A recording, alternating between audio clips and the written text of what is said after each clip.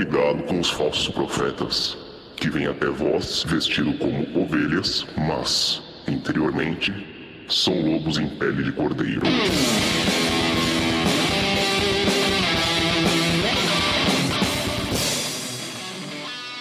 Salve galera, como é que vocês estão?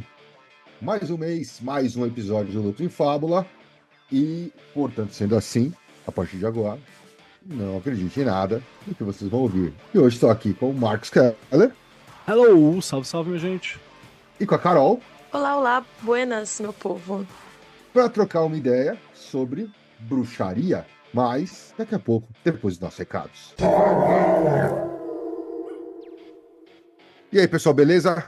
Antes de mais nada, catarse.me/lifhod, Lifhod. Se você gosta do nosso projeto, esse podcast mensal sobre ocultismo, esoterismo e outros assuntos, considere nos apoiar, certo? É uma merreca, só um guerigueri, só para a gente ajudar a manter a infraestrutura desse projeto ativa.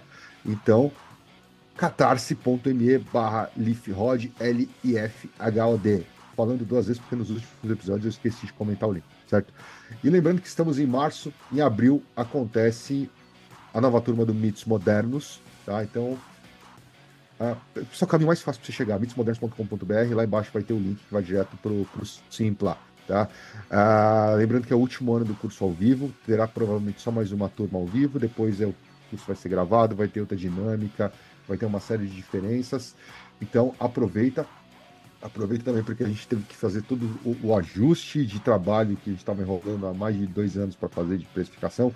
Então o preço está muito bacana para você que sempre quis fazer o Mitos Modernos e tinha aí suas questões financeiras. Agora é a sua hora. Chega lá, dá uma olhada, eu sinto ainda parcela. Então tá no jeito para você fazer esse curso nessa turma de março.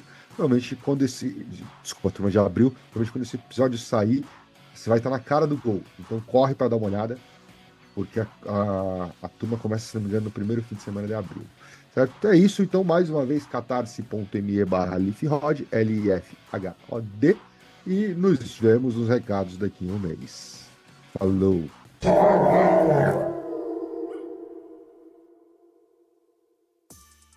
E aí, Keller, faça uma introdução aí ao tema, já que foi sugestão de vocês aí. Saudações, senhoras e senhores. Hoje nosso tema é discutir um pouquinho sobre o assunto da bruxaria, porque muitas vezes tem alguns termos que eles viram meio que termo guarda-chuva.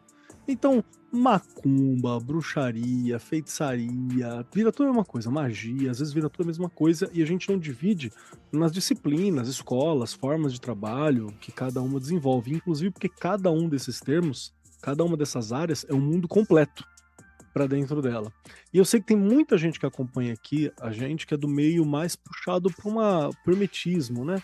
Mexer com a cabala, mexer com uma parada assim, ou para uma religião de matriz africana. Meio que a maioria do nosso público vai para esses lados.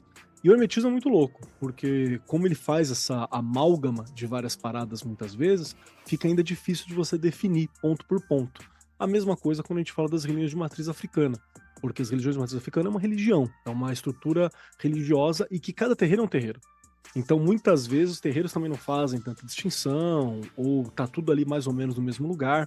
Então, a ideia é que a gente tenha também uma série de programas aqui, definindo mais ou menos o que é cada um desses caminhos e aqueles mais famosos. Talvez a gente fale um pouco sobre o que seria uma magia do caos, o que seria um xamanismo, o que seria, né, umas linhas assim discutindo. E hoje a ideia é discutir um pouco sobre bruxaria, e por isso temos aqui Carol Black Filipeta, dona Carol. Carol, primeira perguntinha para você, para ajudar a gente a entender aqui. Quando eu tô falando de bruxaria, eu tô falando do quê? Olá, gente. Primeiro, obrigada pelo convite. Muito bom estar aqui pela primeira vez para falar desse tema tão querido. Para mim, pelo menos, né? E respondendo a sua pergunta, né? Quando a gente está falando sobre bruxaria, a gente está falando sobre algumas coisas e depende muito do ponto de vista. Porque quando você está falando a respeito do ponto de vista histórico da bruxaria, a gente está falando sobre uma prática que algumas pessoas, alguns historiadores vão entender como práticas que são chamadas de substratos xamânicos, né? Então elas são muito diversas ali, muito específicas de regiões, muito relacionadas ali a questões de crenças populares, a folclores. E quando a gente vai tratando dessa bruxaria conforme vai passando o tempo, né, conforme vai acontecendo aí fatos históricos, como, por exemplo, a própria perseguição, né, a caça às bruxas, aí a gente tem algumas alterações que vão acontecendo. Então, é muito difícil responder isso de uma forma tão genérica, por assim dizer, sempre tem que ter um preâmbulo antes, mas a gente pode dizer que a bruxaria ela é uma prática que é atravessada por crenças populares, ela está muito relacionada com o ambiente em que ela está, né, o ambiente em que se encontram esses praticantes, e ela vai acabar sendo muito influenciada também por fatos históricos, né? Ela não consegue escapar dessa herança. Então é mais ou menos nesse caldeirão aí que acaba se criando isso que a gente entende por bruxaria hoje. Da hora. Gostei de ouvir esse comecinho. E também tem uma outra parada que eu penso às vezes, porque é muito do que rola quando a gente vai discutir xamanismo, né? Xamanismo é uma das práticas mágicas que, sei lá, acho que é mais ativa na minha prática em particular. E, cara, é tão difícil você falar assim, porque é muitas coisas também. É um termo bem guarda-chuva mesmo, um termo coringa, assim, pode ter vários significados e várias fundamentações, e nem todo xamã é o mesmo xamã, e cada xamã é um xamã. Fora que a associação também pesada com o ambiente em que tá colocado, né? Então é muito doido, porque eu fico meio assim, quando ouve sobre bruxaria, eu fico meio pensando nesse ponto, assim, pra onde que tá indo, né? De qual bruxaria você tá falando? Você tá falando de Wicca? Você tá falando de uma bruxaria tradicional? Você tá falando das estrigas, as bruxas italianas lá, né? O que é que tá sendo dito? Então, muitas vezes eu fico com esse questionamento também. E aí eu tenho uma outra questão aqui que eu acho que seria legal da gente falar. Que é justamente sobre como que a bruxaria surge hoje em dia. Vou falar por mim. Da onde eu tava, né, no meu local de vida e de fala, a maior proximidade que a gente teve com os rolês da bruxaria foi uma época em que meio que parece que teve um revival ali, nos anos 90, 2000, que você tinha algumas revistas que discutiam, né? Mas era sempre de um ponto de vista meio infantilizado, às vezes, eu acho. Tinha, sei lá, uma revista Witch, você tinha umas revistas de bruxaria mesmo, que tava na banca de jornal, que tinha acesso, que tinha uns ritos para você fazer e por aí vai. Então, tinha um tom que era meio que infantilizado, mas era uma parada razoavelmente acessível. Então, em que momento que começa a surgir essa ideia da bruxaria na atualidade? Não veio dali, porque a gente sabe que teve o Gardner na Inglaterra, né, que era amigo do Crowley, lá no fim do século XIX, que muitas vezes tem essa ideia de que foi ali que teve o ressurgimento. Então aqui mais uma questão que é sobre o surgimento da bruxaria e como que ela teve esse revival recentemente. Você pode ajudar a gente a entender. Mas esse ressurgimento, ele vem um pouco a partir desse momento de Crowley e ali aquela amizade com Gerald Gardner, né? Mas um pouquinho antes disso, acontece muito pela questão do ressurgimento romântico mesmo. Depois que a gente tem a caça às bruxas, a gente tem ali um momento em que a bruxaria ela se torna um pária mesmo, né? A gente deixa aquilo tudo de lado. Então a gente tem, né, primeiramente, essa febre da bruxaria, né? Então eu preciso falar sobre isso, eu acredito nisso, eu tenho medo das bruxas, para a gente passar por esse momento em que acaba passando por um certo esquecimento, por assim dizer, né? E é com esse momento do século XIX, com o romantismo, que ela acaba voltando também. E a gente vai acabar tendo outros processos atravessando essa bruxaria para além da Wicca especificamente, né? O Gerald Gardner ele acaba criando um novo caminho para a bruxaria, né? Antes a gente tinha ali essa ideia mais romântica mesmo da bruxaria, né? Então toda essa associação dela com o diabo, né? A bruxaria e o diabolismo, né, ele vem muito a partir desse olhar da Inquisição, e a gente acaba perdendo isso um pouco com a construção e a criação da Wicca, né? Então a gente acaba dissociando a bruxaria do diabo cristão por conta desse ressurgimento, e por aí a gente acaba criando várias outras frentes dessa bruxaria que se torna inclusive uma certa religião, né? Aqui no Brasil a gente tem até um livro famoso aí de uma pessoa muito famosa que chama Wicca, a religião da deusa, né? Então a gente tem ali uma frente nova da bruxaria que não existia antes. esse ressurgimento acaba tendo muita influência também, acaba se tornando até tem uma cauda longa, né, desse método específico de prática por conta da internet, inclusive, né, porque aí a gente cria tribos, a gente cria grupos, cria métodos de trocar a respeito desses conhecimentos que faz com que as pessoas se tornem mais entusiastas por mais tempo. Né, mas até então não existia esse método, né, essa forma de bruxaria como ele colocou, né, essa bruxa que ela é um pouco mais branda, que ela é um pouco mais calma, que ela pode inclusive receber de volta aquilo que ela faz, né, então é um outro olhar da bruxaria, né, que é mais ou menos aquilo que a gente vê hoje em dia, que é provavelmente o que você teve contato nos anos 90, né, que é essa bruxaria um pouco mais palatável, por assim dizer, o que é legal, porque é parte também do que faz com que ela fique tão famosa, né? Que ela acabe se tornando tão popular. Então é um pouco disso, né? Que acaba fazendo com que a gente tenha ela nesse imaginário atual, né? Perfeito. Gosto disso. E só para ajudar o nosso ouvinte que está acompanhando aqui, que quando a gente fala de romântico, não é de romance, né? Não é de paixão, de amor, né? Tá falando sobre o movimento romântico, que é um movimento cultural, artístico, filosófico, que está lá no fim do século XVIII até o meio, mais ou menos, do século XIX, que tinha todo esse rolê de uma valorização da emoção, do sentimento, em detrimento um pouco da razão, porque foi depois do processo do iluminismo. Então, o importante é sentir, relações subjetivas, muita exaltação da natureza, né? A natureza como refúgio, bucólico, sentimento, uma idealização de um passado que ele é exótico, né? E ele é a Idade Média, o passado, as relações. Então era uma valorização da cultura popular. Acho que é até legal quando você associa que a bruxaria criada pelo Gardner, que é a Wicca, né, de certa forma foi criada por ele, ela tá muito associada a esse rolê romântico, até mais do que essa suposta religião ancestral, né? Ela tá mais associada, então, a esse movimento daquele momento, daquele local, fazendo sentido para aquele local, do que com uma tal de uma religião ancestral, não que não tenha influência, não que não tenha existido, mas ela é muito filha do tempo dela também, né? Mais ou menos isso? Falei bobeira? Não, tá certo, é isso mesmo. Eu acho que até me organizou um pouco, eu agradeço.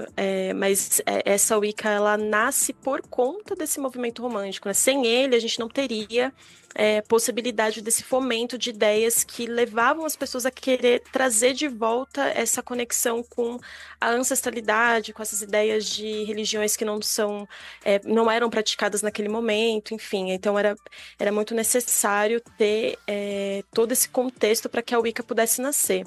Mas ela nasce um pouco distante daquilo que se entende por essas práticas que a gente mencionou, que eram chamadas de substratos xamânicos, né?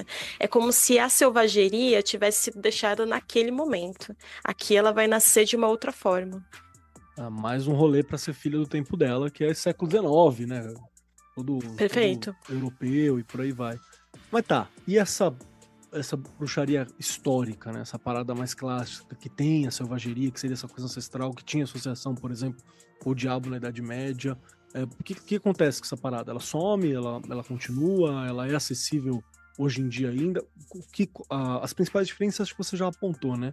Que você tem uma espécie de deixar mais brando, mais responsiva, né? Uma coisa que você pode ser punido se você fizer o mal, uma coisa que é quase religiosa, muitas vezes uma prática religiosa de desenvolvimento, enquanto essa prática mais histórica ficou para trás, né? Então, podia falar um pouco mais sobre ela? Claro. Essa prática histórica, ela também é um apontamento interessante, né? Porque a gente entende ela de uma forma hoje, com o nosso olhar, né? A partir principalmente dos estudos que a gente vai ter de alguns historiadores que se debruçam né, nesse momento da Inquisição, mas não necessariamente a gente consegue comprovar de fato, por A mais B, que eram praticados que essas práticas de bruxaria realmente existiram, né? É mais uma reconstituição, né, do que necessariamente um fato. Mas se entendia na época, né, a partir principalmente de documentação histórica da Inquisição, que existiam algumas práticas em que você tentava mexer, por exemplo, com a mente das pessoas. Então a gente tinha ali algumas figuras femininas que tentavam seduzir homens casados, ou então parteiras que tentavam matar bebês durante o momento do parto, ou então alguns infortúnios em algumas vilas específicas que algumas mulheres eram culpadas. Até um parêntese, né? Alguns homens também, mas principalmente em sua maioria eram mulheres. E essas práticas, né, conforme a gente está estudando isso atualmente, elas são divididas entre dois tipos diferentes, né? Então você tem a prática da feitiçaria, né? Então são as pessoas que elas têm contato com algum tipo de poder sobrenatural e conseguem encantar as pessoas e conseguem seduzir as pessoas para que elas façam aquilo que elas desejam. E você tem a prática do malefício, né? O malefício, ele é o que é associado com o diabo, né? O malefício, ele é um poder que é adquirido a partir desse pacto com o diabo. E lembrando que esse tipo de divisão é um olhar atual para aquilo que se entendeu na época, né? Então, para os inquisidores, essa divisão foi acontecendo conforme a Inquisição foi se desenrolando, já não era um entendimento daquele momento, mas que foi acontecendo conforme a Inquisição. Essa associação com o diabo, ela foi muito forte, principalmente por causa do Martelo das Bruxas, que é um livro extremamente famoso aí para quem é praticante de bruxaria ou estudante, né, desse tema. É ele que acaba batendo o martelo dessa associação entre a bruxaria e o diabo. Então é nesse momento em que você acaba diferenciando, inclusive, a feitiçaria da bruxaria, porque então entende-se que a bruxa, ela não só necessariamente vai praticar feitiçaria, mas ela também vai fazer um pacto com o diabo para utilizar desses poderes para conseguir fazer, enfim, qualquer tipo de malefício que ela quiser. E esses malefícios são malefícios mesmo, né? Então, esse nome ele é muito importante porque necessariamente eu não estou usando os meus poderes para curar uma pessoa enferma, né? Eu estou usando os meus poderes para causar danos e o mal às pessoas que eram cristãs, né? Então aqui a gente está criando como se fosse uma espécie de luta espiritual, uma batalha espiritual entre as pessoas que seguem a Deus e as pessoas que fazem pacto com o diabo. Muito disso é o que a gente entende hoje por essa bruxaria que é ancestral. E quando a gente quer perguntar a respeito dessa prática ainda viva hoje em dia, eu posso confirmar que sim, ela ainda existe, né? Mas lembrando, claro, que não necessariamente significa que as pessoas praticam exatamente da forma como era praticada naquele momento ali da Inquisição. Mas a gente acaba tendo muito dessa herança ainda, principalmente naquilo que a gente chama de sabá. Então, os sabás, né, que tardiamente foi associado aí com as festividades, principalmente das estações do ano, né? Por exemplo, a gente acabou de passar por uma que foi Mabon, que é o equinócio de outono. Na época não era necessariamente associado a esses momentos de festividade relacionados a essas estações. Isso foi bem posterior, né? Naquele momento era muito mais associado a essa ideia da Inquisição de pessoas, homens, mulheres, enfim, indo até uma floresta, em uma lua cheia que seja, fazendo todo tipo de orgia e todo tipo de pecado que vocês possam imaginar nesse momento. Imaginem pecados terríveis, então eram todos eles praticados durante isso que eles chamavam de Sabá das Bruxas.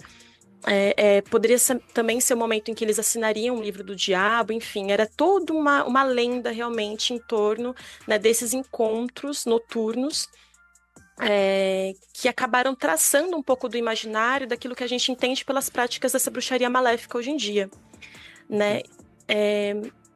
Isso acaba se mantendo principalmente dentro de círculos tradicionais, né? Os círculos tradicionais são círculos familiares, então vamos supor, eu nasço, a minha família toda é bruxa, e eles me ensinam, eu ensino para minha filha vai ensinar para minha neta, né? Então a gente tem alguns lugares, principalmente na Europa, principalmente na Romênia, onde isso ainda existe. Um pouco ali também, existe essa lenda também que existiu bastante na Itália, né? Por isso que o Keller até mencionou a estrigueria, que seria um pouco disso, né? Dessa bruxaria tradicional. Mas ainda assim eu não consigo confirmar 100% que é exatamente a mesma coisa, né? Sempre vai ter ali outros métodos, outros meios, outros entendimentos dessa bruxaria. Mas, no geral, isso é um pouco dessa fantasia que se criou durante a Inquisição e que a gente acaba trazendo ainda para a modernidade, né? Do entendimento de quando a gente olha para trás, para esse momento histórico. Além de ter também muito que é realmente da imaginação do inquisitor, né? Perfeito. O que eles fazem? Tudo aquilo que Jesus não gosta, né? Então eles vão para a floresta para fazer tudo aquilo que a igreja proíbe, né? Então é difícil às vezes falar isso também, mas me parece muito que tem muita coisa dessa bruxaria que, como as próprias bruxas não tinham registro, às vezes até por não ter domínio, né, do papel, o papel era caro, o pergaminho era caro, né? Você não tinha esse domínio para registrar. Me parece que muito acabou sendo registrado pelo adversário. E aí, o adversário, né, ele deturpa, xinga e ofende como ele achar melhor. Só para trazer mais um rolê histórico que eu acho que é legal, né, para quem não conhece, quando a Carol falou sobre o martelo das feiticeiras, um livro específico, né, chamado Maleus Maleficarum, um livro do século XV, 1480, 1490, mais ou menos. Um livro do século XV, que foi um livro que nem foi reconhecido pela igreja naquele momento, sabe? Ele começou a ser vinculado antes de ser reconhecido. E que fala sobre a ameaça, tal. Até o termo de malefício, ele vem da palavra maleus, né? Que está associado ao martelo, está associado à feitiçaria, associado ao negócio de ferir, né? De bater para causar o mal, assim. É de onde vem o próprio termo da palavra. Então é muito doido você parar a pensar, ele tem inteiro na internet aí pra quem quiser dar uma olhada, você tem um monte de tratado a respeito do livro também, porque infelizmente ele acabou sendo usado para perseguir uma galera, né? Inclusive uma galera que só fazia uma prática agrária, e por isso que acho que você falou do rolê meio xamânico, né? Que eram simplesmente práticas espirituais e religiosas espontâneas, assim, da relação com a terra, que muitas vezes a galera tinha. E aí é que acaba depois sendo ajustado e aglomerado no que é esse imaginário da bruxaria, né? Acho que é mais ou menos por aí que a gente vai. E quer fazer alguma pergunta, Grola? Não, cara, tô acompanhando. Suave. Tô acompanhando Então, o raciocínio de vocês aí. Fechou. Porque aí eu tenho mais uma outra questão que eu acho que era legal pensar, que é em que momento que isso começa a ser associado também. Por exemplo, eu sei que teve toda uma limpeza e de uma higienização sobre os conceitos de mal, de diabo, né, de inimigo, de adversário, dentro da bruxaria. É aí que ela começa a ser associada a esses conceitos da espiritualidade atual? É a galera do New Age, que na hora que recupera o Crowley, na hora que recupera essas paradas que acabam indo lá e pegando também um pouco da bruxaria e trazendo para a atualidade, que momento que ela vem para cá, assim? O momento que ela acaba, você diz, essa bruxaria maléfica, né? Esse aspecto mais... Ela em geral, ou no porque geral. me parece que o Maléfico foi meio que esquecido, né? Depois ela foi recuperada com duras penas, assim, ó, me parece. Mas pode ser como que acontece também essa recuperação. Perfeito. Assim, acho que até vou me explicar o porquê que eu tô fazendo essa diferenciação, né? Porque quando a gente tá falando sobre a bruxaria dentro dessa pegada mais popular, a gente tá falando sobre a bruxaria da Wicca. Né? Ainda é uma bruxaria, ela é reconhecidamente uma bruxaria. Nunca irei falar que não é uma bruxaria, mas ela tem ainda esse aspecto muito mais brando. Então ela larga a mão do diabo, né? Enquanto a gente tem esse outro viés de bruxaria que não largou a mão do diabo, apesar de ter toda essa questão de que o diabo só foi associado por conta dos inquisidores, né? Inclusive até o próprio termo bruxaria foi cunhado por eles, né? A gente tem essas duas diferenças. Mas enquanto ela aqui na modernidade, ela vai acabar vindo muito a partir dessa influência da Gondendal, principalmente, né? Eu não manjo tanto da Gondendal especificamente, então eu não conseguiria falar muito a respeito deles. Mas o Gerald Gardner, ele tem uma proximidade muito grande, tanto com as práticas, as crenças, a estrutura ritual. Foi muito copiada, muito utilizada.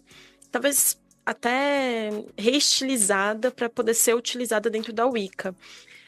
Por que a Wicca acaba aparecendo muito quando a gente está falando da bruxaria moderna, né? Porque mesmo quando você vai acabar olhando posteriormente, né, esse momento de efervescência da Wicca ali nos anos 50, 60, ainda agora a gente também utiliza dessas mesmas estruturas da Gondendal, desses mesmos saberes que ele acabou adquirindo do Crowley mesmo.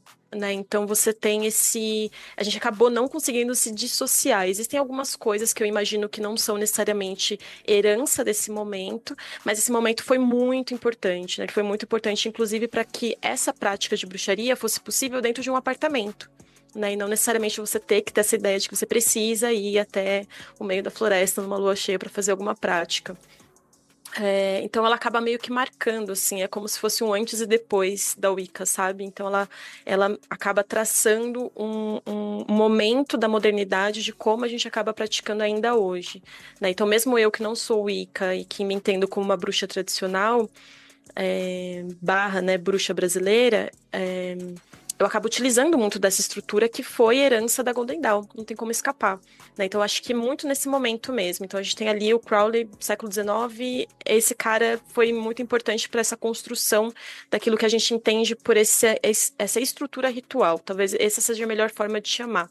Então, eu acho isso legal porque o que me parece muitas vezes, né? Me parece que nos meus estudos sobre história do esoterismo e por aí vai, eu sempre viro um entroncamento, né? Começa sendo a França, ou na figura do Papus e do Eliphas Levi, tá ali naquele ponto, né? E de repente você tem essa transição para Inglaterra através da Golden Dawn e por aí vai. E, sei lá, acho que é muito complicado você ter uma prática espiritual moderna, e aí vai geral mesmo, geral, que não vai se referenciar em alguma forma ao que foi o entroncamento da Golden Dawn e por aí vai. Até no Brasil mesmo, a gente tem uma linha grande de Umbanda, né, que é a Umbanda Sagrada, por exemplo, que vai respirar de muita coisa da Golden Dawn também, pesadamente e por aí vai. Então sempre parece estar arremetendo nesse momento. Inclusive magia do caos e todo mundo. Então, o que me parece muitas vezes é que mesmo que eu não tenha interesse, sei lá, quero estudar bruxaria, não tenho interesse na Wicca por XYZ, não acho que é o meu caminho. Mas se eu quiser estudar qualquer outra linha de bruxaria, é como se o hub, né, de entrada ali passasse por coisas da Wicca por ter essa associação ao Golden Dawn. Acho que é muito difícil você não passar por essa linha, não passar por esse local. Até porque, agora acho que você me deu uma luz legal também, que foi justamente pensar que o que a Golden Dawn, o Crowley, o que aquela turminha, né, que estava na Europa fez, foi justamente conseguir traduzir essas práticas mágicas para um ambiente mais urbano, um ambiente mais particular, né? Então, traçar algumas regras que está associado ao pensamento ocidental, que eles vão exportar isso o mundo inteiro, né? A Inglaterra vai dominar o mundo e acabar exportando isso de alguma forma. Então meio que faz sentido passar por eles. Mas a minha impressão é que, a não ser que eu venha de uma família extremamente tradicional que está praticando isso lá no cu da Romênia, que é o outro lado, né? A Romênia está mais longe da Inglaterra do que a gente está deles. Né? Que está lá do outro lado, passando de pessoa em pessoa, de nome em nome, de indivíduo a indivíduo, eu sempre vou bater num livro, bater num conteúdo, bater em algum lugar em que eu vou pegar na Wicca e vou pegar na Golden Dawn. Essa impressão, então, é correta? É isso mesmo. É bem difícil de você conseguir encontrar uma pessoa que pratica bruxaria sem ter entrado em contato com essa estrutura ritual. E eu não acho um problema, eu acho que ela funciona, ela tem uma tradução, ela tem elementos e fórmulas que acabam fazendo com que a gente entenda que é possível praticar isso, sem essa noção tão distante do momento da Inquisição, né? O que são os substratos xamânicos? Isso é um termo de historiador, né? Isso, quando você está traduzindo isso para a prática em si, fica muito difícil de entender. Beleza, mas o que eu faço, né? Como que eu abro um círculo?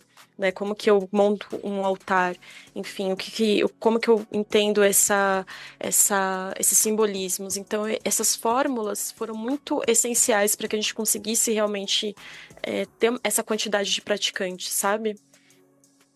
Bacana, bacana. E aí eu queria puxar mais uma outra questão, que é justamente assim, quando eu falo sobre bruxaria, não existe bruxaria, existe bruxarias. Quais são as principais linhas que a gente tem acesso no Brasil, ou quais são as linhas que elas são mais relevantes, assim? Imagina que eu tenho interesse, sempre gostei, passei pela Wicca, mas eu acho que isso não me representa. Que outros caminhos possíveis tem, mesmo aqueles que são difíceis acessos, né? Porque tem muitos que eu sei que são ortoga de poder. Então eu teria que estar conversando com alguém que tá dessa linha para me iniciar nela, para mim trabalhar junto. Perfeito. E por aí vai. Então, quais são as linhas que a gente tem acesso? Olha, dentro da bruxaria, existem muitas possibilidades mesmo. E antes de escolher, né, ou de até traçar todas essas possibilidades, eu acho que é importante só lembrar que essas diferenças acontecem não necessariamente por um clubismo, sabe? O que eu quero dizer? Eu quero dizer que naquele momento que a gente tem mais registro ali da criação da Wicca, né? Aquela Inglaterra do século XIX também, além do momento da Wicca, eu quero dizer, a gente tem muita treta entre grupos, né? Então você acaba se desfazendo de um grupo e criando o seu próprio, né? Por exemplo, dentro da Wicca, a gente tem a Wicca gardneriana, que é a tradicional, entre aspas, e a gente também tem a Wicca alexandrina, né? Então são Wiccas, todas elas são bruxarias dentro da Wicca, mas elas são diferentes. Né, eu imagino que também na própria Golden Dawn, o Crowley também teve alguma treta ali, né, entre alguns praticantes, enfim. É muito natural e comum a gente ver acabar criando-se vários grupos e várias nomenclaturas por conta de tretas internas, né? Então, dentro da bruxaria isso também aconteceu, como eu dei o exemplo agora da Wicca, mas não necessariamente só por isso existem tantos tipos de bruxaria. Porque a bruxaria, ela é um culto de ancestralidade, né? E por ela ser um culto de ancestralidade, ela está falando muito a respeito do lugar onde você está inserido, né? Dentro dos contextos históricos que você está inserido. Essa tradução é importante para que você também entenda e mapeie como você vai saber por onde começar essa prática, né? Então, por exemplo, um dos tipos de bruxaria que a gente tem é a bruxaria brasileira. Então, eu me entendo, por exemplo, como uma bruxa brasileira porque eu estou nesse contexto, né? Estou aqui, não consigo não ser atravessada por essa cultura, por esses saberes, por essa ancestralidade que também me atravessa. Mas eu também estou muito associada com a bruxaria tradicional. Por quê? Porque eu também tenho uma ancestralidade que vai falar ali sobre um certo aspecto ali da Europa, né? Algumas práticas que foram entendidas e construídas naquele lugar. Então, quando você está entendendo todos esses tipos de diferença, ela não é só pelo clubismo, né? Não é só porque eu não gosto mais do da Wicca, então eu vou criar aqui uma bruxaria nova. Também pode ser que aconteça isso, tá? Mas é muito também por conta desse ambiente que você está inserido. Então a gente tem a bruxaria tradicional, como eu mencionei. Essa bruxaria tradicional é a que tenta manter esses saberes mais anteriores, mais ancestrais. Ela tem uma postura diferente, muito específica. Inclusive, não tem receio da figura do diabo, em geral? De ou tem? forma nenhuma. De forma nenhuma.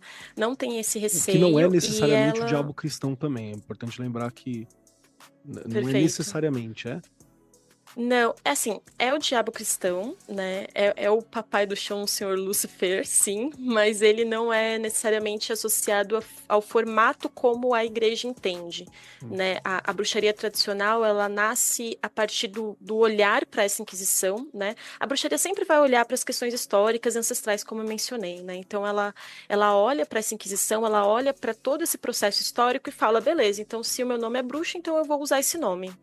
Né? Então, se eu sou perseguida porque eu faço pacto com o diabo, então eu farei um pacto com o diabo.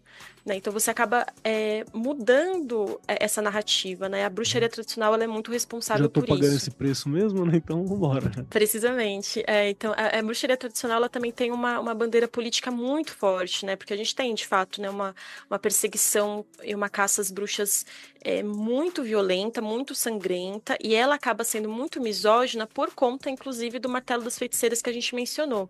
Então, todos esses contextos, essas questões, acabam sendo abraçados pela bruxaria tradicional, e a bruxaria tradicional fala, beleza, a gente entende, então, que eu vou cultuar essas mulheres. Né? Então, quando eu me chamo de bruxa tradicional, eu estou dizendo que eu sou filha delas, né? Eu sou descendente delas. Então, eu estou aqui mantendo essas práticas, apesar, é claro, né, de ter que fazer algumas adaptações por conta do tempo em que eu estou vivendo. A bruxaria brasileira, ela vai fazer uma coisa semelhante, né? Porque aqui no Brasil a gente tem um outro processo, que a gente tem ali o Brasil colônia, a gente vai ter a questão toda do catolicismo, a gente vai ter ali todas as práticas indígenas, a gente vai ter ali todas as práticas das pessoas que foram trazidas aqui para ser escravizadas, e tudo isso acaba se misturando. Né? Não tem como ter essa separação. Essa separação é uma coisa que a gente faz atualmente.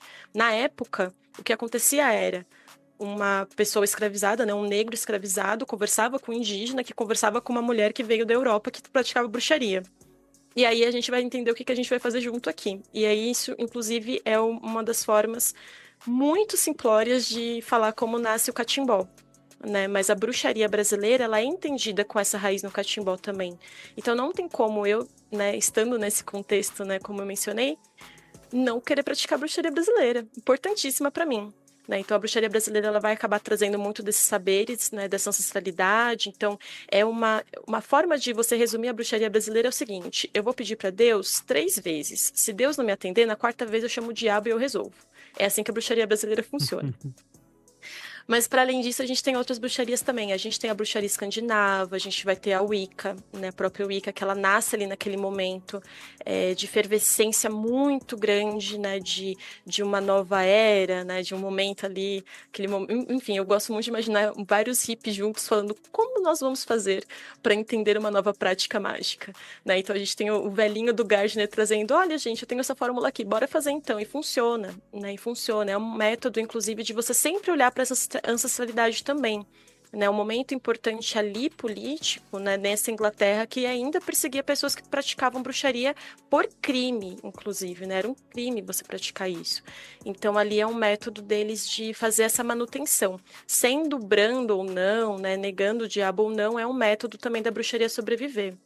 E você pode acabar viajando o mundo inteiro e você vai encontrar métodos diferentes de bruxaria. A gente tem um autor de um livro muito famoso que é a História da Bruxaria, que é o Jeffrey Russell, que ele fala que em todos os lugares do mundo a gente vai ter ali a feitiçaria acontecendo, né? A feitiçaria ela acontece em qualquer lugar, né? Ela é quase instintiva, né? E ela vai ser associada posteriormente à bruxaria, ao termo bruxaria por conta da Inquisição. Então é como se essa feitiçaria, né, pudesse ser o que a gente chama aqui, né, nesse momento, né, nessa gravação de bruxaria. Então a gente vai ter em qualquer lugar. Provavelmente vai ter feiticeira, sei lá, inclusive na Ásia, só não vou saber aqui dizer quais são as práticas delas, né, e quais são os nomes que elas vão se chamar. Mas independentemente de qual tipo de bruxaria a gente estiver falando, né, seja Wicca tradicional brasileira, diversas outras, inclusive, que até me escapa da mente agora, todas elas vão estar associadas ao ambiente em que elas estão, né? Então, o local, o território, os espíritos desse lugar, né? Lembrando, né, sempre que a gente é herdeira do xamanismo. E elas também vão estar associadas com as questões históricas, né? Então, as perseguições, né? A escravidão, a misoginia, enfim, qualquer coisa que tiver acontecido, isso também acaba deixando marcas, né, na terra, no espírito, na prática, e é o que a gente acaba carregando até hoje. Então é mais ou menos assim que você acaba descobrindo qual que é o seu rolê. Mas tem uma parada, hein? Uma parada que agora é importante. A bruxaria tradicional, a bruxaria... eu esqueci um nome agora dessa bruxaria. Mas tem a bruxaria tradicional, a bruxaria brasileira e a bruxaria... Como é o nome quando você faz um pecado? Que não é blasfêmia, tem um outro nome pra isso. Não faço ideia. Heresia? Heresia, perfeito. Obrigada, Grola. Existe também uma bruxaria chamada bruxaria herética. Essas 3 bruxarias têm uma coisa em comum, apesar de não necessariamente serem praticadas no mesmo território, que é, eu olho para esse advento do cristianismo e vejo que ele está engolindo o mundo, o que eu faço? Eu engulo ele antes, né? Então eu me permito usar desses saberes, né, do cristianismo para fazer a minha feitiçaria também. Então a bruxaria brasileira, a tradicional e a tradicional até menos, né? Mas a herética principalmente, acaba usando desses saberes católicos para poder fazer feitiçaria. Então, por exemplo, as bruxas romênias, né, que eu acho que dentro dessas tradicionais, assim, dessas que são bem hereditárias, são as que mais tem coisa aí no YouTube para ver, é mais fácil de achar a prática delas, não tem problema nenhum de pegar um terço e rezar ele de trás para frente para poder fazer uma maldição, por exemplo, contando que ele vai ser, né, utilizado ali para o intento delas. Então, esse é o momento, inclusive, que eu acabo perdendo pessoas. É o momento que as pessoas falam, então eu não quero praticar bruxaria brasileira, porque eu não quero ter nada a ver com a igreja, Deus me livre isso aí, vou embora. Mas isso eu tô dizendo só para dar o exemplo de como para bruxaria não importa muito esse tipo de coisa. A gente engole e usa a ferramenta que tem, né? Aquilo que é me dado é aquilo que eu vou transformar em algum método e forma de poder. Então, é mais ou menos por aí. É assim que você acaba descobrindo qual que é o seu rolê, né? Olhando para esse ambiente, essas questões históricas todas. Bacana. E tem alguns elementos que são básicos, assim, tipo, não, acho da hora o rolê da bruxaria, tenho vontade de ir atrás. Quais são os elementos básicos que você acha que a gente tem que dominar pra lidar? Tô falando isso porque, tipo assim, quando a gente fala do hermetismo, é normal você falar pra galera pra montar um altar, que é uma tradição que vem do Crowley, vem da Golden Dawn, né? Você ter o domínio de altar e ter o domínio das ferramentas básicas, né? Ferramentas mágicas básicas estão associadas aos 4 elementos. Então a gente tem alguns elementos que são bem simples, né? Sempre fala sobre a necessidade de um oráculo e por aí vai. E tem alguns elementos que são, tipo, essenciais, assim, para o rolê da bruxaria? Sim, isso pensando na bruxaria moderna, assim, como tem associação, né, com Crowley, esse momento que a gente não consegue escapar, é, esses instrumentos mágicos que estão associados aos elementos, eles também acontecem dentro da bruxaria. Então, eu também tenho uma tame que vai estar associado ao elemento ar, que vai ser colocado no meu altar, provavelmente no leste, sabe? É, eu acho que talvez a diferença seja, né, que para além de ter um instrumento para cada elemento, né, ou seja, eu vou ter ali uma taça para o elemento água, eu vou ter uma adaga, como eu mencionei, para o elemento ar, eu vou ter um bastão ou varinha para o elemento fogo, e eu vou ter um pentagrama ou um potinho com sal, com terra, para representar o elemento terra. Eu também vou ter o caldeirão, né? Então, o caldeirão, ele também é o quinto, vou dizer aí que ele é o quinto instrumento que não consegue ser dissociado da bruxaria de nenhuma forma, né? Então, se você quiser começar, eu acho que começaria comprando um caldeirão mágico. Da hora, da hora. Fora que né? Tem um rolê estético. Tem uma parada da estética da bruxaria, não tem? Uma coisa do senso estético, assim, porque é um rolê que tem um problema muito sério com isso quando a gente fala sobre xamanismo, por exemplo. Porque muita gente, no geral, tô fazendo digressões aqui, porque uma coisa tá puxando outra na minha cabeça. Mas é que, no geral, quando a gente fala sobre o rolê espiritual, existe uma forma de você vivenciar ou experimentar uma espiritualidade que ela tá associada à prática, à postura, né? A uma forma de se colocar no mundo. Beleza, que eu acho que seria a forma ideal de você pensar a espiritualidade. Mas também existe uma forma mais rasa, que ela é uma forma estética de você experimentar a espiritualidade, onde você não tem tanto uma prática, mas tem um colar, uma japamala, uma guia que você pendura, uma roupa que você coloca em tal local, tem uma linha estética. Eu já citei isso aqui, acho que nessa nova temporada daqui do Lupus, em que tem uma pesquisa feita há muito tempo pela galera da Oaken Labs, que fala sobre, né, os tipos de ocultistas que tem da galera desse momento, e tem esse rolê que é uma galera do mais estético. E aí, às vezes, a gente fica meio na crítica. Vou falar como alguém que gosta do rolê do xamanismo, por exemplo. Muita gente quer fazer uma prática de xamanismo e quer copiar uma estética do índio apache estadunidense aqui no Brasil, tá ligado? Sei lá, se é o teu rolê, o problema é teu, mas é feio, não encaixa, né? Às vezes desrespeitoso pra cacete também. Então você tem algumas situações que são um pouco complexas. Então, quando eu discuto a questão de uma estética, ela também vem com uma dificuldade pra mim quando eu falo, né? Quando a gente fala sobre a estética na bruxaria, ela tem uma importância também, acho que até para poder rolar um mindset, para você realizar, pra você setar a tua mente para realizar um rito, né? Qual que é a importância desse rolê estético? E eu falo isso porque o caldeirão, por exemplo, ele é um símbolo estético muito, muito forte. Ele é simbólico, ele é um objeto mágico associado, né? Então, qual que é esse peso da estética para você?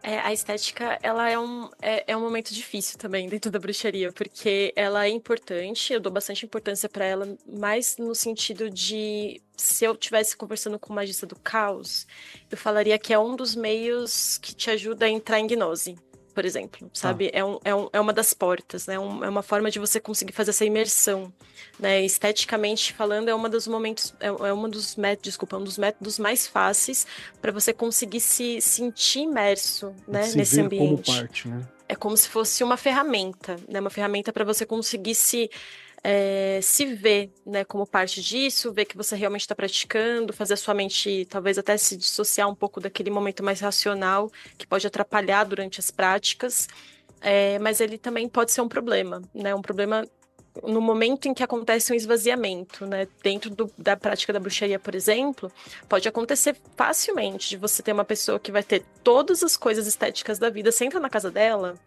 você não sabe se você tá na casa dela ou se você tá na casa de Baba Yaga, entendeu? Bruxa. Tudo de bruxaria.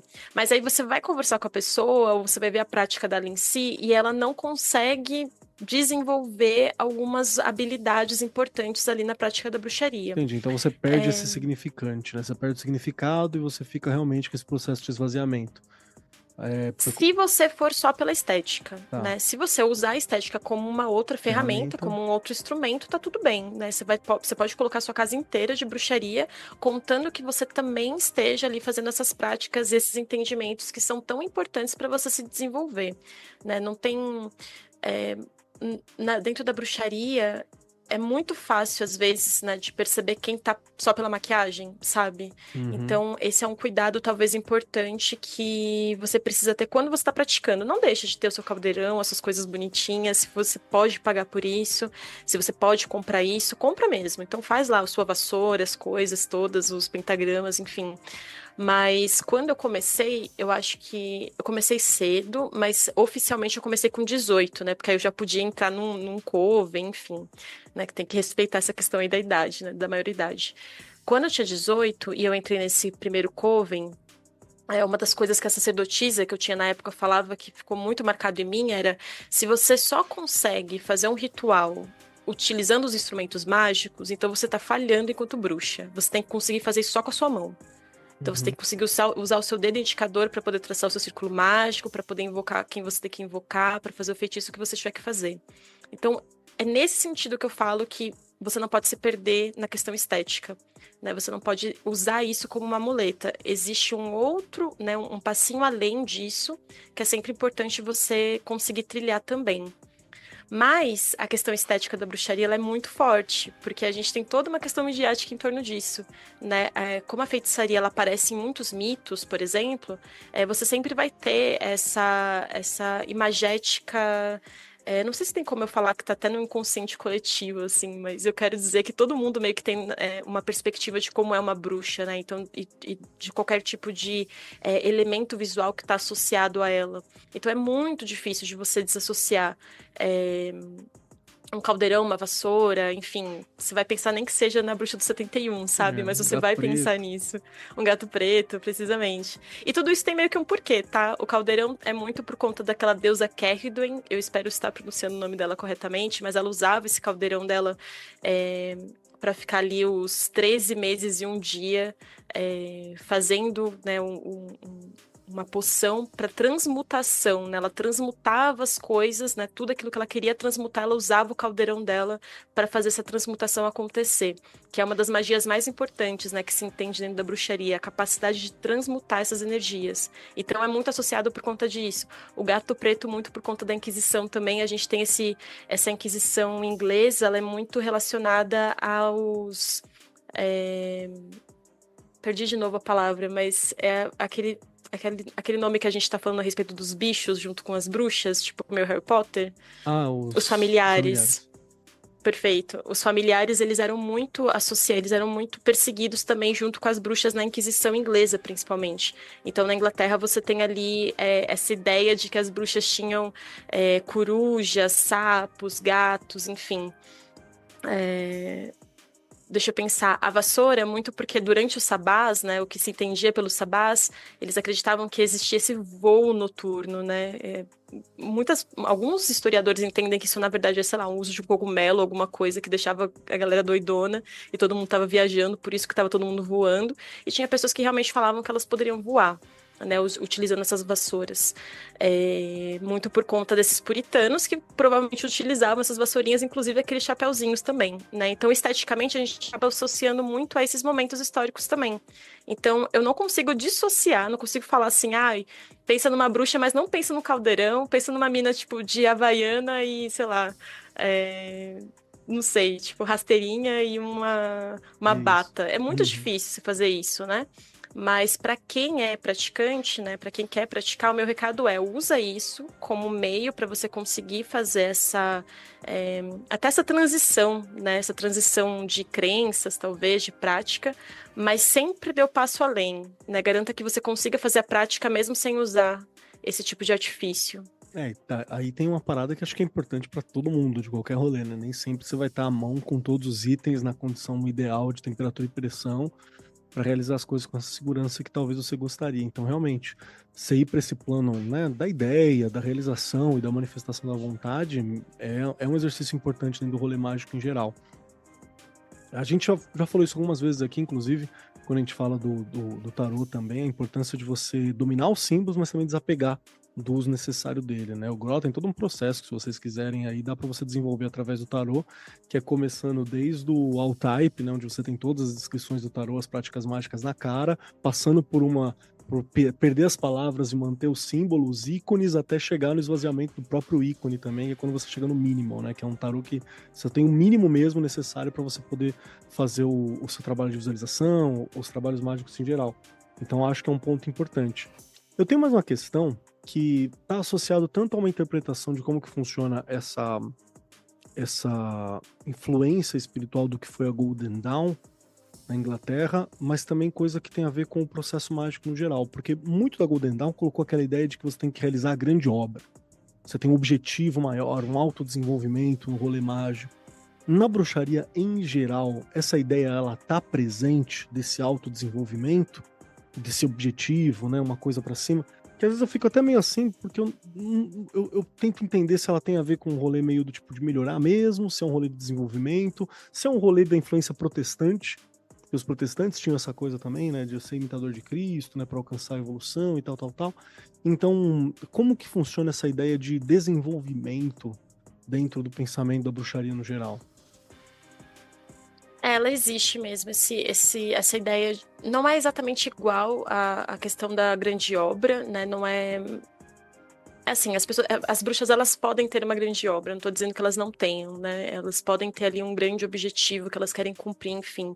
Mas quando você está falando de uma forma mais geral para a prática de bruxaria, quando você pensa no desenvolvimento, é mais no sentido de você conseguir se desvincular de qualquer tipo de... eu odeio usar essa palavra, mas eu vou ser obrigada a usar. Eu espero que os ouvintes saibam que a minha intenção não é me associar com quotes. Pelo amor de Deus, não é isso. Mas qualquer tipo de crença limitante, entre aspas, né? Eu vou pensar em um método mais fácil de me referir a esse conceito. Mas qualquer tipo de crença que faz com que você não consiga se desenvolver, né? Vou dar um exemplo. Em alguns círculos, você vai fazer rituais coletivos para necessidades dos seus participantes. Então, vamos supor que todos os participantes tenham a necessidade de ter mais dinheiro, né? Ter mais meios materiais para conquistar qualquer coisa que eles queiram. Mas você percebe que um dos motivos principais do porquê que esses praticantes não conseguem é porque eles não acreditam que eles vão conseguir ter dinheiro por XYZ. A melhoria está muito relacionada a você se desvincular desse tipo de crença. E essas crenças, dentro do entendimento da bruxaria, é muito aquilo que a gente acaba herdando dos nossos antepassados, né? Lembrando sempre que a bruxaria sempre está voltada, né, para essa questão da ancestralidade, né? Então, vamos supor, eu aprendi com os meus pais que eu não poderia me formar na faculdade porque é muito difícil entrar na faculdade. Mas o meu sonho é fazer faculdade, né? Então, o que eu faço, né? De vez de só fazer a bruxaria para entrar na faculdade, eu vou entender que é importante que eu me debruce, né, dentro de mim mesma, nesse imbróglio, para que eu consiga desfazer esse nó, para ser fluido, né, a ideia de que eu consigo sim entrar numa faculdade tranquilamente. Antes desse termo, né, dessa questão aí das crenças limitantes ser cooptada pelo outro lado, a gente entendia isso muito como meios de você conseguir se desenvolver e talvez até expandir um pouco mais a consciência que você tem a respeito de você mesmo e da sua relação com a sua ancestralidade, né? A sua relação com essa ancestralidade tem que ser de raiz, né? Aquilo que me fortalece, aquilo que me ajuda a crescer, e não necessariamente aquilo que me prende, né? Que não me permite desenvolver. Então eu diria que talvez... uma das grandes obras, né? Não vou dizer que é a grande obra, mas uma das grandes obras é você fazer esse processo de entender aquilo que é o imbróglio que não te permite esse desenvolvimento. Isso, inclusive, me leva a um ponto muito importante a respeito da bruxaria, né? Que é o que acaba sendo uma questão dentro da Wicca. A bruxaria é uma prática que não tem problema em fazer mergulhos profundos dentro de próprias sombras e questões que são horríveis de fazer. A bruxaria, ela faz isso, é parte essencial do ofício, né? Então, se você tem uma questão traumática, uma questão muito difícil de olhar, parte do trabalho da bruxaria é olhar para isso, né? É olhar para essas sombras, é olhar para essas questões que são feias, que são horrorosas, enfim. Por isso que você que quer fazer práticas de bruxaria, por favor, faça terapia também. Vai ser muito importante, né? Entrar em contato com isso, sendo acompanhado bonitinho para não surtar, perfeito. Mas é mais ou menos por aí, né? Então eu diria que essa grande obra talvez esteja mais associada a você entender aquilo que está te prendendo, para você se libertar. Porque uma outra coisa também importante é dizer que quando a bruxaria tradicional acaba tomando para si o diabo, né, o que ela está falando, né, o que ela está informando, na verdade, para os seus próprios inquisidores, é que ela vai tomar para ela, então, tudo aquilo que é negado. Né? Então eu não vou negar essas coisas em mim, eu não vou negar todo esse lado obscuro, obsceno, né? Eu, na verdade, vou me associar com ele, e eu vou saber lidar com ele, eu vou sentar com ele, ele vai andar comigo, né, lado a lado. Esse é um dos grandes objetivos da bruxaria, tá? E isso aqui é uma coisa que a gente acaba perdendo um pouco na Wicca, por isso que a gente tem essas tretas internas aí. Mas talvez essa seja a grande obra. Perfeito, perfeito. Acho que deu para sacar bastante.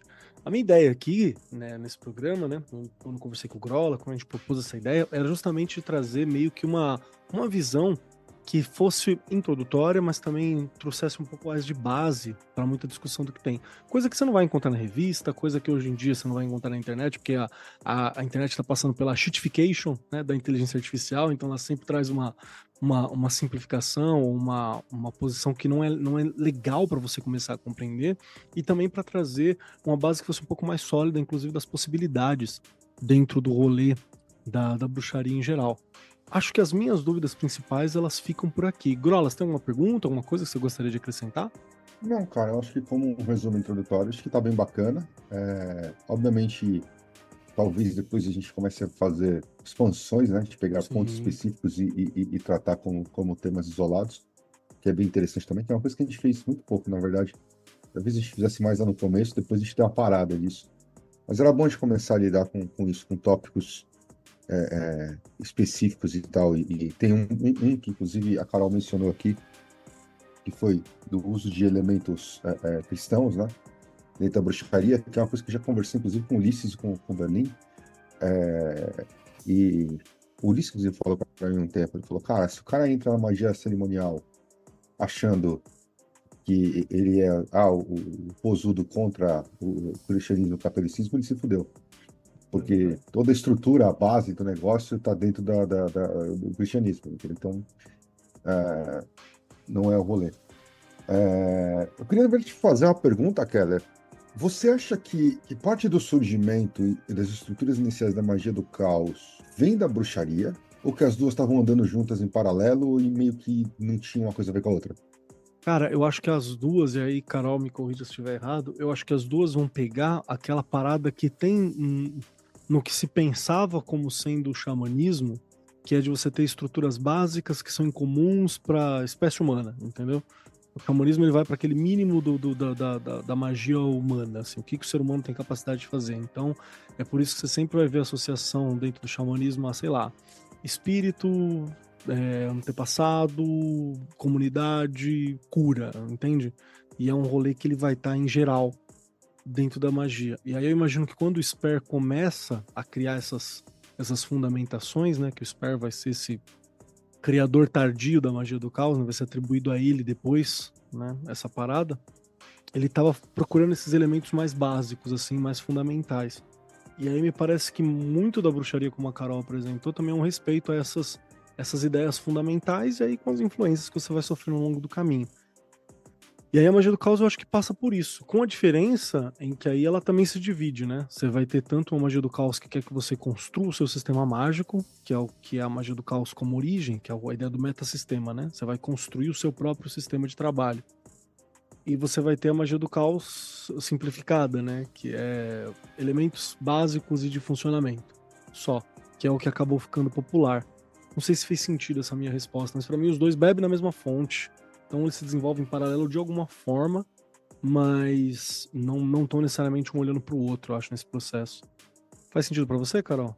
Eu acho que faz sim, eu acho que é mais ou menos por aí, mas eu tenho opiniões polêmicas sobre isso também, eu não sei se devo compartilhar.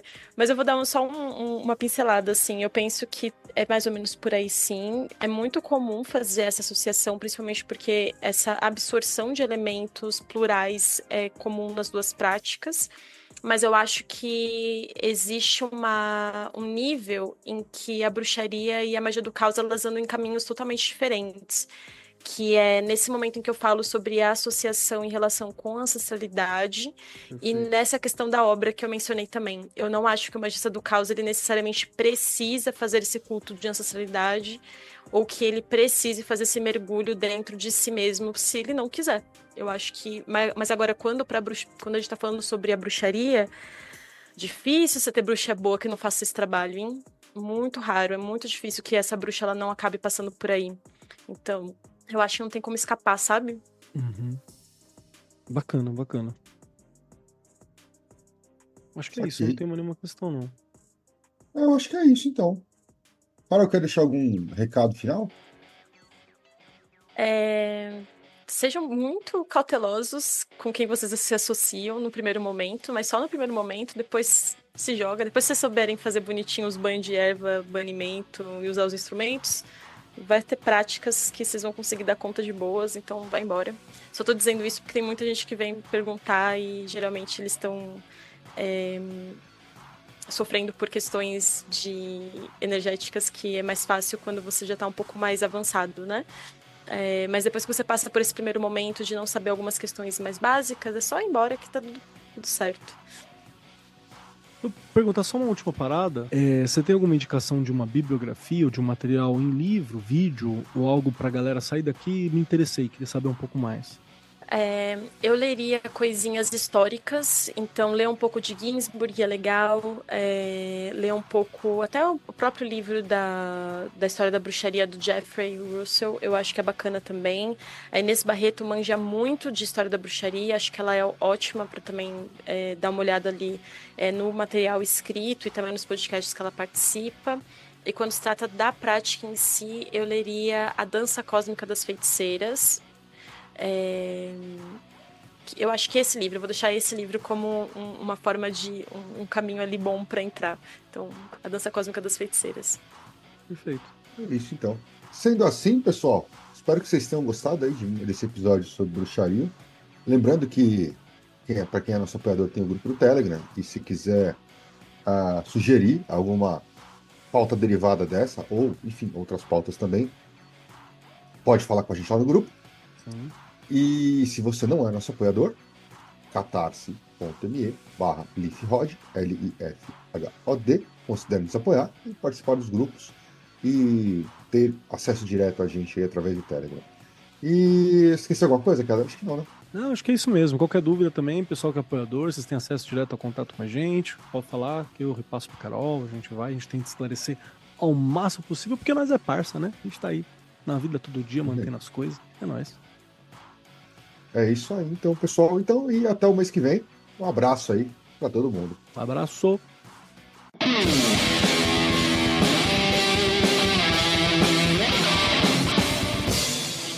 Você acabou de ouvir Pele de Cordeiro, o podcast do canal Lupus in Fábula.